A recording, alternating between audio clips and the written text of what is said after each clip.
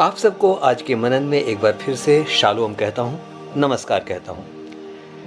मित्र, आज हम एक वचन पर मनन करेंगे जो भजन संहिता 22 और उसके 1 में पाया जाता है। सबसे पहले क्षमा चाहूँगा आज यदि ध्वनि संबंधी कुछ डिस्टर्बेंसेस होती है तो माफ़ करें, क्योंकि आज मैं वहाँ नहीं हूँ जहाँ पर अक्सर ये रिकॉर्डिंग होती है, तो आप कृपया क्षमा करेंगे। तो आज हम भजन संहिता 22 और उसके 1 पर विचार करेंगे। यहाँ लिखा है, हे मेरे परमेश्वर, हे मेरे परमेश्वर। ध्यान दीजिए, यहाँ पर 2 बार कहा गया, हे मेरे परमेश्वर, हे मेरे परमेश्वर, तूने मुझे क्यों छोड़ दिया? तू मेरी पुकार से और मेरी सहायता करने से क्यों दूर रहता है? मेरा उद्धार कहाँ है? मित्र, आपने जब इस पद को सुना होगा तो संभवतः आपको याद आ गया होगा कि इसी पद को यीशु ने भी क्रूस से उच्चारा था जब उसने अपनी चौथी वाणी बोली। यह भजन राजा दाऊद ने लिखा है, हे मेरे परमेश्वर, हे मेरे परमेश्वर, तूने मुझे क्यों छोड़ दिया? आपने नोट किया होगा कि हे मेरे परमेश्वर 2 बार कहा गया है। तो एक सवाल उठता है कि इस वाक्य को दोहराकर कहना क्या दिखाता है? इस वाक्य को दोहराकर कहने का क्या अर्थ है? What is the purpose behind the repetition of the same sentence? हे मेरे परमेश्वर, ये क्या संकेत देता है? मित्र, इससे साफ संकेत यही मिलता है कि भजनकार दाऊद किसी ऐसी अति गंभीर समस्या में पड़ा था कि उसे बार बार परमेश्वर को पुकारना पड़ रहा था। He continued to call God repeatedly. मित्र, जी हाँ, यह अनुभव हमारा भी हो सकता है। हो सकता है कि हम भी इन दिनों किसी गंभीर समस्या में पड़े हुए हैं और कोई उपाय दूर दूर तक नहीं दिखता। ऐसा लगता है मानो परमेश्वर बहुत दूर हो गया है। ऐसा लगता है मानो हमारी प्रार्थनाएं उसके कानों तक नहीं पहुंचती हैं। आज के इसी पद पर और विचार करें। इसी पद में राजा दाऊद को आगे कहना पड़ा, तू मेरी पुकार से और मेरी सहायता करने से क्यों दूर रहता है? हाँ मित्र, दाऊद को ऐसा लगा कि जब वो पुकारता है तो परमेश्वर नहीं सुनता, और जब वो सहायता के लिए अनुरोध करता है तो परमेश्वर उसकी सहायता नहीं करता। क्या ये आपका भी अनुभव है?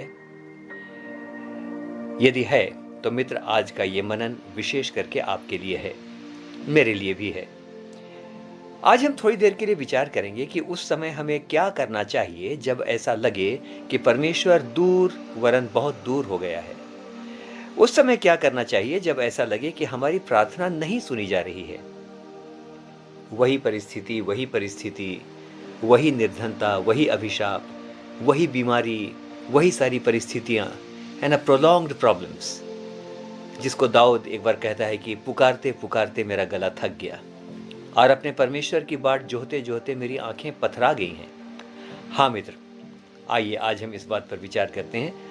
आज हम 2 मुख्य बातों पर विचार करेंगे कि जब ऐसा लगे कि परमेश्वर दूर है तो हमें क्या करना चाहिए। तो पहली बात, भजन संहिता 66 उसके 18 में लिखा है, यदि मैं मन में अनर्थ बात सोचता तो प्रभु मेरी कदापि न सुनता। रिपीट करूंगा, यदि मैं मन में है ना, यदि मैं मन में अनर्थ बात सोचता तो प्रभु मेरी कदापि न सुनता। तो मित्र, इसका क्या अर्थ हुआ? इसका अर्थ ये हुआ कि यदि हमारे मन में अनर्थ बातें हों तो हमारी प्रार्थनाएं नहीं सुनी जाती हैं। अब सवाल उठता है कि अनर्थ बातें क्या हैं?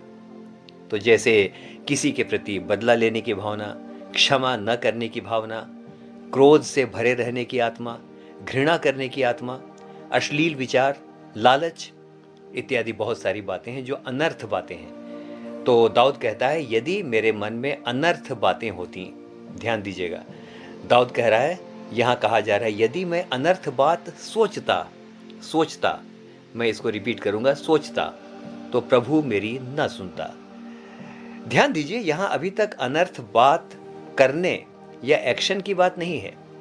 फिजिकली कोई पाप या अनर्थ काम करने की बात नहीं है।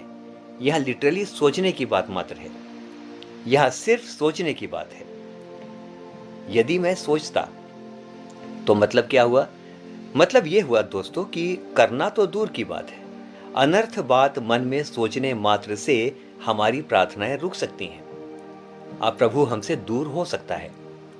तो मित्र, अनर्थ बात सोचना भी उतना ही बड़ा अधर्म है जितना अनर्थ बात करना। ध्यान दीजिए, हम कह सकते हैं कि हमने तो कोई अनर्थ काम नहीं किया, हमसे कोई गलत काम नहीं हुआ, कोई अनर्थ काम हमने किया ही नहीं। मित्र, सच्चाई यह है कि परमेश्वर की आंखें हमारे मन और विचारों पर लगी रहती हैं। हम कई बार कहते हैं कि हमने गलत काम नहीं किया। संभवतः इसका कारण ये भी हो कि गलत काम करने का हमें मौका नहीं मिला। जैसे अक्सर ये कहते हैं कि वो ईमानदार इसलिए नहीं है कि वो ईमानदार है, कोई ईमानदार इसलिए है कि बेईमान बनने का मौका नहीं मिला। हमें डर है, हम बातों से घबराते हैं, इससे शायद हमसे गलत काम नहीं होते। लेकिन यहां पर ध्यान के साथ सुनिएगा मेरे मित्रों, ये बड़ी महत्वपूर्ण बात है। हम करें ना करें, परमेश्वर की आंखें हमारे मन और हमारे विचारों पर लगी रहती हैं और हमारे विचारों के अनुसार ही वो हमें आशीष देता है। भजन संहिता 139 उसके 2 में देखिए क्या लिखा है, परमेश्वर हमारे विचारों को दूर ही से समझ लेता है। तो साथियों, यदि लगे कि हमारी प्रार्थनाएं नहीं सुनी जा रही हैं और परमेश्वर ने हमें छोड़ दिया है, तो आइए यहां वहां दोष देना छोड़कर, किसी और को जिम्मेदार ठहराना छोड़कर अपने मन की छानबीन करें कि कहीं कोई अनर्थ बात या विचार हमारे अंदर तो नहीं है, और उन्हें बाहर निकालें। है ना अजीब सी बात, हम अपनी समस्याओं का कारण बाहर ढूंढ रहे हैं, जबकि सच्चाई यह है कि अपनी समस्याओं का कारण स्वयं हमारे मन के अंदर है, और वो है अनर्थ चिंतन या अनर्थ बातें। तो मित्र, शुद्ध मन प्रार्थनाओं को सुनिए, रिपीट करूंगा, शुद्ध मन प्रार्थनाओं को सुने जाने की बहुत बड़ी शर्त है। अब आप कहेंगे कि तो भाई, मन से अनर्थ विचार कैसे निकालें, क्या करना होगा? मित्र, भजन संहिता 51 और उसके 10 में लिखा है, हे मेरे परमेश्वर, मेरे अंदर शुद्ध मन उत्पन्न कर और मेरे भीतर स्थिर आत्मा नए सिरे से उत्पन्न कर। जिस पद को मैंने अभी पढ़ा, यह भी राजा दाऊद की उस समय की प्रार्थना है जब वह व्यभिचार और हत्या के पाप में गिरा। तो मित्र, बहुत इंपॉर्टेंट है कि हम अपने प्रभु से निरंतर प्रार्थना करें और कहें कि प्रभु, एक नई आत्मा, एक नया मन मेरे अंदर पैदा कर। हम स्वयं अपने आप से अपने मन को नया नहीं कर सकते। आइए अब आगे चलते हैं। दूसरी बात, मित्र, सिर्फ प्रार्थना करने से नहीं होगा। जैसा मैंने कहा ना कि हम अपने से नहीं कर सकते, राइट, लेकिन हमें कुछ बातों को करना बहुत आवश्यक है। हमें संपूर्ण पश्चाताप के साथ प्रभु के पास आना होगा और अपनी कमजोरियों को, अपने अनर्थ विचारों और कामों को मान लेना होगा। इसके लिए बहुत जरूरी है कि हम सिर्फ मान ना लें, हाँ हाँ हमसे गलती हुई जी, नो, हाँ हाँ मेरे मन के विचार गलत हैं, नो। इसके लिए बहुत जरूरी है कि हम अपनी संगति, स्थान, कुछ संपर्कों और परिस्थितियों को भी बदल दें। जब तक परिस्थितियां नहीं बदलेंगी, जब तक वो संगति नहीं बदलेगी, जब तक वो स्थान नहीं बदलेगा, तब तक संभवतः हमारे मन का इलाज नहीं होगा। बहुत बार स्थान और परिस्थितियों को बदलने से भी हमारा मन बदल जाता है। तो मित्र, बहुत कुछ बदलना होगा, देर ना करें। जिन बातों से विचार अशुद्ध होते हैं उन्हें तत्काल त्याग दें, चाहे कितनी भी मानसिक तकलीफ क्यों ना उठानी पड़े। एक बात और आपसे कहना चाहता हूं, यह बड़ी विचित्र बात है। It is I must say the human behaviour is very peculiar, very peculiar. बड़ा विचित्र है मनुष्य का स्वभाव। सुनिए ना, अपनी गलतियों को मान लेना एक बहुत ही कठिन और जटिल काम है। मनुष्यों के सामने मानना तो छोड़ दीजिए, वो तो मानते ही नहीं है, लेकिन बात यहां तक पहुंच सकती है कि हम कई बातों को परमेश्वर के सामने भी नहीं मानते। हम परमेश्वर के सामने भी स्वीकार नहीं करते कि हमसे गलती हुई है। ऐसा क्यों होता है? क्यों हम परमेश्वर के सामने भी नहीं मानते हैं? तो मित्र सुनिए, एक बड़ा अद्भुत पद आपके सामने रखता हूं। नीति वचन 16 और उसके 2 में लिखा है, मनुष्य का सारा चाल चलन अपनी दृष्टि में पवित्र ठहरता है। सारा चाल चलन, मनुष्य का सारा चाल चलन उसकी दृष्टि में पवित्र ठहरता है, परंतु यहोवा मन को तौलता है। नीति वचन 14 और उसके 12 में इस प्रकार से लिखा है, ऐसा भी मार्ग है जो मनुष्य को ठीक देख पड़ता है, परंतु उसके अंत में मृत्यु ही मिलती है। मित्र, ये बहुत ही विचित्र बात है कि मनुष्य को अपना सारा चाल चलन ठीक दिखाई पड़ता है। आप भी जानते हैं, आप भी समझते होंगे कि हमारे पास अपने विचारों, अपने कामों को सही ठहराने के लिए, जस्टिफाई करने के लिए हजारों तर्क हैं। अरे अगर उसने ऐसा नहीं किया होता ना, तो मैंने भी ये नहीं किया होता।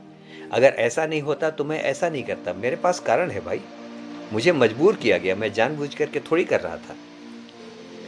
तो मित्र, बहुत बार हम अपने कामों को सही ठहराने के लिए हजारों तर्क अपने मन में रखते हैं, and most of the times we tend to justify ourselves. मैंने इसलिए किया कि परिस्थिति ऐसी थी। तो मित्र, ये मनुष्य का स्वभाव है कि हमें लगता ही नहीं कि हमसे गलती हुई है। आइए बहुत गंभीरता से अब यह विचार करें कि जिन बातों को ठीक समझकर, जिन बातों को जस्टिफाई करके हम अभी तक अड़े हुए हैं, क्या वे सचमुच ठीक हैं? Are they really right? हो सकता है हम ऐसा भी कह सकते हैं कि हम कुछ बातों में इसलिए गिर गए, कुछ बातों में इसलिए हमसे गलती हुई, ठीक है, लेकिन गलती इसलिए हुई कि इस गलती का कारण ये है, अगर ये ना होता तो हम क्या गिरते? इसीलिए हमारा जो भी डिसीजन है वो सही है। मित्र, लेकिन जान रखें, हीरा चोरी करें, चाहे खीरा चोरी करें, चाहे जीरा चोरी करें, चोरी चोरी है, पाप पाप है, अनर्थ बातें हैं। तो आइए एक बार फिर से आज के इस मनन में बहुत गंभीरता से अपने आप को समय दें। We give so much time to others, but we do not give time to ourselves most of the time. तो आइए बहुत गंभीरता से ये विचार करें कि जिन बातों को अभी तक ठीक समझकर हम अड़े हुए हैं, क्या वे सचमुच ठीक हैं? हमें पता चलेगा मित्रों कि बहुत सी बातें सचमुच ठीक नहीं हैं, या बहुत सी बातें सचमुच ठीक नहीं थीं। हम जबरदस्ती अपने आप को जस्टिफाई कर रहे थे। तो आइए मित्रों, जब ऐसा लगे कि प्रभु हमसे बहुत दूर हो गया है और हमारी प्रार्थनाएं ठहरी हुई हैं, तो प्रभु से बुद्धि मांगे कि हम सचमुच कहीं और देखने की बजाय अपने ही मन को देखने पाएं। दाऊद की प्रार्थना को मैं याद करता हूं, हे यहोवा मेरे मन को जांच, मेरे मन और मेरे विचारों की छानबीन कर और देख कि मुझ में कोई बुरी चाल तो नहीं है, और अनंत के मार्ग में मेरी अगुवाई कर। दोस्तों, बहुत समय बिताया, बहुत समय बर्बाद किया शायद दूसरों के जीवन में बुरी चाल को देखने में, दूसरों की त्रुटियों को देखने में। आइए अपने आप पर तरस खाएं, अपने आप के ऊपर इस समय सहानुभूति रखें। Let us give some time to ourselves, और आइए अपने मन को देखें। तो हम में से हर एक को परमेश्वर बहुत, इस समय कहना चाहूंगा, बहुतायत के साथ आशीष देगा। जब मैं बुरा देखने चला तो मुझे बुरा कोई ना मिला, लेकिन जब मैंने अपने मन को देखा तो देखा कि मुझसे बुरा कोई ना था। हम में से हर एक को परमेश्वर आशीष दे। God seems to be far away, but maybe when we analyze our hearts, our thoughts, maybe we will find the same God very near to us, who is ready to listen to our prayers. हम में से हर एक को परमेश्वर आशीष दे। आमीन और फिर से आमीन।